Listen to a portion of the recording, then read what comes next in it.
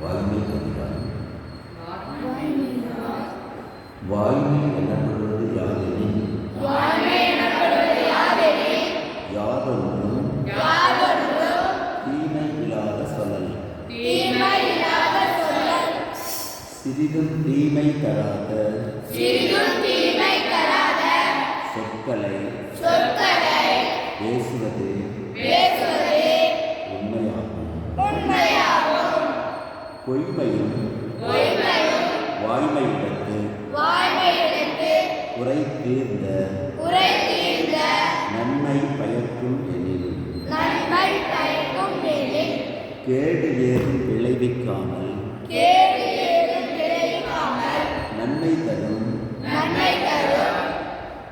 பொய்யும் சில சமயம் வாய்மையாக எண்ணப்படும்.